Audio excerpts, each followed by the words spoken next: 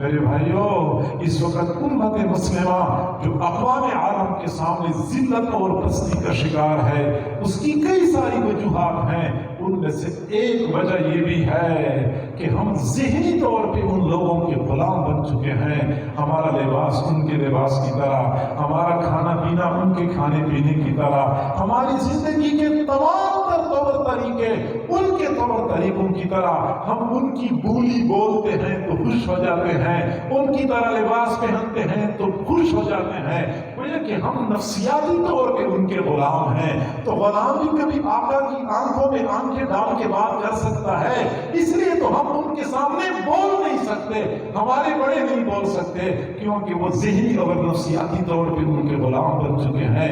حضور صلی اللہ علیہ وسلم کے صحابہ اور جان نثار اگر اس وقت کی کسریٰ اور قیصر کی طاقت ان کے سامنے بالکل ڈٹنے والے تھے اور ان کی آنکھوں میں آنکھیں ڈال کے بات کرنے والے تھے، اس کی وجہ یہ تھی کہ وہ کبھی ان سے مرعوب نہیں ہوئے تھے۔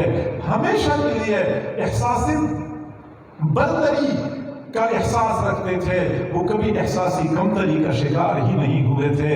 حضرت عمر رضی اللہ تعالیٰ عنہ نے اپنے دور خلافت میں حضرت سعد بن ابی وقاص رضی اللہ تعالیٰ عنہ کو بڑا لشکر دے کے روانہ کیا کہ ایران پہ حملہ کر دو۔ حضرت سعد بن ابی وقاص رضی اللہ تعالیٰ عنہ جب ایرانی سرحدات پہ پہنچ گئے، ایران کے بادشاہ کسریٰ کو پتہ چلا کہ مسلمان حملہ کرنے کے لیے پہنچ چکے ہیں، اس نے فوراً نمائندے بھیجے کہ ابھی حملہ نہ کرو، پہلے مذاکرات کرتے ہیں۔ چنانچہ حضرت سعد بن ابی وقاص نے دو بندوں کا انتخاب کیا۔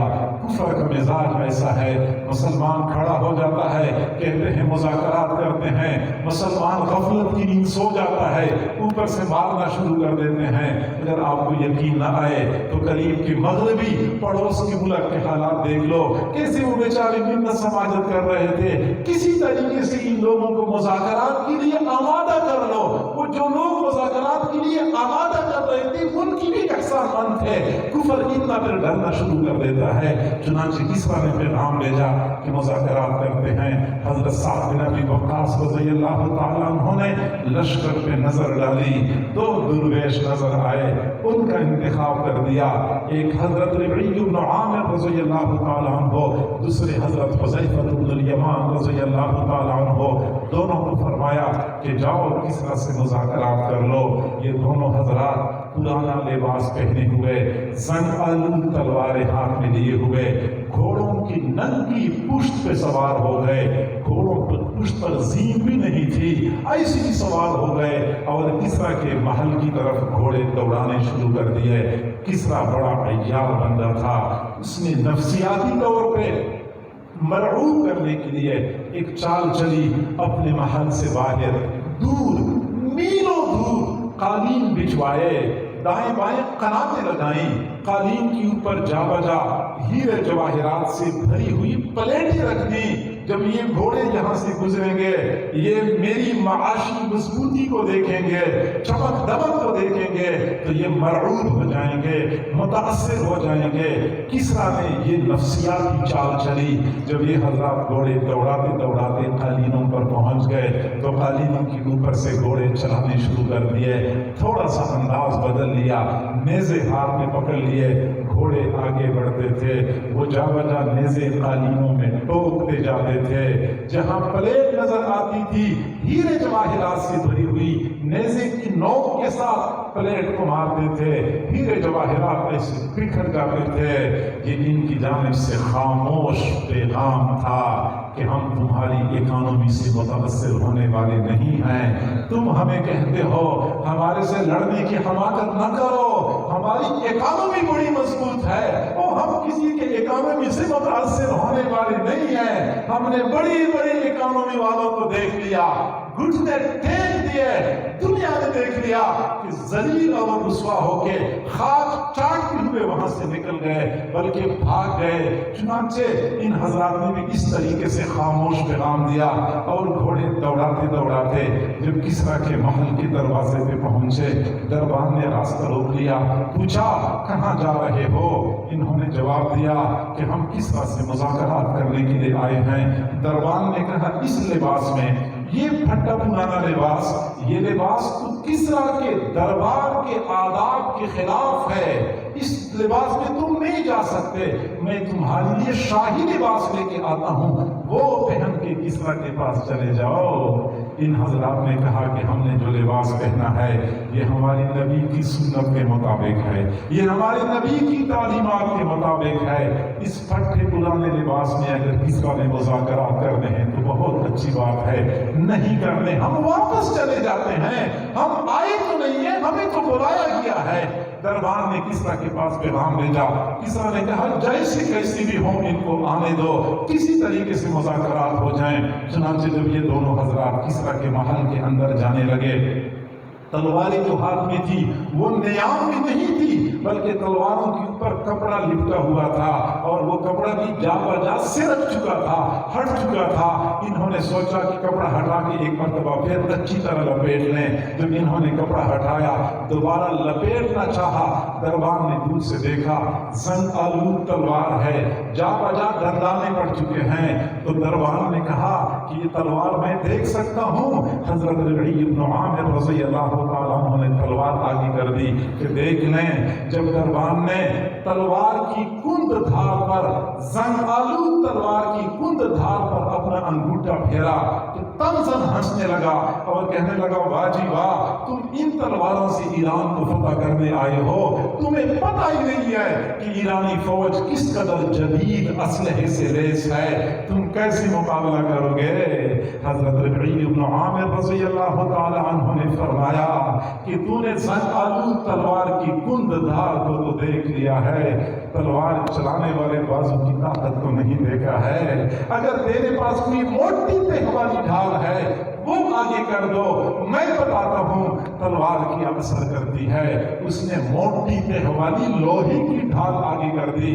حضرت ربیع بن عامر نے اللہ اکبر کہہ کے ایک بار کر دیا، ڈھال کے دو ٹکڑے کر دیے۔ جی ہاں، تلوار ہو بے شک زنگ آلود ہو، لیکن جب ایمان کی طاقت ساتھ مل جاتی ہے پھر اس کا اثر کچھ اور ہوا کرتا ہے۔ چنانچہ دربان ڈر گیا، پتہ نہیں یہ کیسے لوگ ہیں، اندر جانے دیا۔ کسرا کے محل کے اندر جوتی پہن کے جانا آداب کے خلاف سمجھا جاتا تھا، لوگوں کو سزائیں ملا کرتی تھیں، اور یہ دونوں حضرات گھوڑوں پہ سوار کسرا کے محل کے اندر چلے گئے۔ صحن میں گھوڑے چلاتے چلاتے برآمدے کے پاس پہنچے، ہر طرف قالین بچھے ہوئے تھے، گھوڑوں سے چلانگیں لگائیں، نیزی کی نوک کے ساتھ قالین کے کنارے میں سوراخ کر کے گھوڑے اس کے ساتھ باندھ لیے، اور بڑے باوقار طریقے سے برآمدے میں داخل ہوئے۔ کمرے میں ان کے لیے دسترخوان لگایا گیا تھا، کھانا کھانے کے لیے بیٹھ گئے۔ کھانا کھاتے ہوئے حضرت حذیفہ رضی اللہ تعالیٰ عنہ کے ہاتھ سے روٹی کا لقمہ گر گیا۔ سنت طریقہ یہ ہے گرا ہوا لقمہ ویسے نہ چھوڑا جائے بلکہ اس کو صاف کر کے کھا لیا جائے۔ چنانچہ حضرت حذیفہ رضی اللہ تعالیٰ عنہ نے لقمہ اٹھانے کے لیے ہاتھ آگے بڑھایا، ساتھ والے بندے نے کوہنی سے اشارہ کر دیا، کیا کرتے ہو؟ کھانا تھوڑا تو نہیں ہے، یہ تو کسرا کے دربار کے آداب کے خلاف ہے، گرا ہوا لقمہ کیوں اٹھاتے ہو؟ حضرت حذیفہ رضی اللہ تعالیٰ عنہ نے ایسے گھور کے دیکھا اور پھر فرمایا اَأَتْرُكُ سُنَّتَ حَبِيبِي لِهَٰؤُلَاءِ الْحُمَقَاءِ، میں ان بے وقوفوں کی خاطر اپنے محبوب کی سنت چھوڑ دوں؟ کیسے ہو سکتا ہے؟ نہیں، لقمہ اٹھایا، صاف کر لیا، مزے لے لے کے کھا لیا۔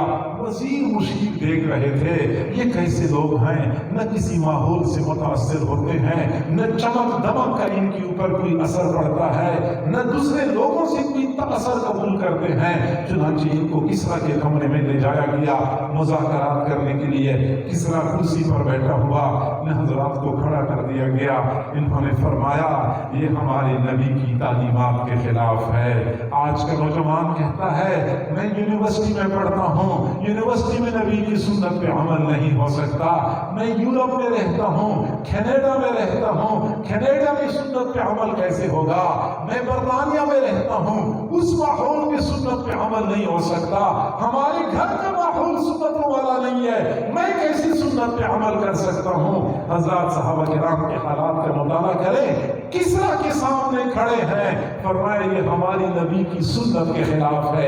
ایک بندہ بیٹھا ہوا ہو، باقی لوگ غلاموں کی طرح ہاتھ پہ ہاتھ رکھ کے کھڑے ہوں، ہم اس طرح مذاکرات نہیں کریں گے، یا تو ہمارے لیے کرسیاں منگوائی جائیں، ہم بھی بیٹھ کے مذاکرات کریں گے، یا کسرا کھڑا ہو جائے اور ہمارے ساتھ کھڑے ہو کے بات چیت کرے۔ کسرا پہلے سے غصے سے بھرا ہوا تھا، اچانک پھٹ پڑا اور کہنے لگا کہ تم ادھر سے گستاخی کرتے چلے آ رہے ہو، میں برداشت کر رہا ہوں، نکل جاؤ یہاں سے، میں نہیں کرتا مذاکرات، تم جو کچھ کر سکتے ہو کر لو، نکل جاؤ یہاں سے۔ اور جب یہ دونوں حضرات دربار سے نکل رہے تھے، کسرا نے اگلا آرڈر جاری کر دیا کہ ان کے سروں پر مٹی کے ٹوکرے رکھ دیے جائیں۔ اس زمانے میں دستور یہ تھا، کسی کو ذلیل کر کے نکالنا ہوتا تھا، اس کے سر پہ مٹی کا ٹوکرا رکھ دیا جاتا تھا، یہ ذلت کی نشانی ہوتی تھی۔ ان کے سروں پر مٹی کے ٹوکرے رکھ دیے گئے اور دربار سے نکالا جانے لگا کہ دونوں حضرات گھوڑوں پہ سوار ہو کے روانہ ہو گئے۔ اور جب محل کے دروازے پہ پہنچے تو پھر حضرت ربیع بن عامر رضی اللہ تعالیٰ عنہ نے تھوڑی دیر کے لیے گھوڑے کو روک لیا اور پیچھے مڑ کے دیکھا اور فرمایا، کسرا یاد رکھنا، آج سے ایران ہمارا ہو گیا، تو نے ایران کی مٹی خود ہمارے حوالے کر دی ہے۔ یہ کہہ کے گھوڑے دوڑانے شروع کر دیے۔ کسرا بڑا توہم پرست بندہ تھا، فوراً پیچھے بندے دوڑائے کہ وہ مٹی پکڑ کے لے آؤ، لیکن وہ تو مٹی لے کے جا چکے تھے۔ یہ ایک اللہ کی جانب سے نیک فالی تھی کہ کسرا نے خود ایران کی مٹی ان کے حوالے کر دی۔ جب یہ حضرات اپنے ساتھیوں کے پاس پہنچے، دور سے آوازیں لگا رہے تھے، مبارک ہو، ایران فتح ہو چکا ہے، انہوں نے ایران کی مٹی خود ہمارے حوالے کر دی ہے۔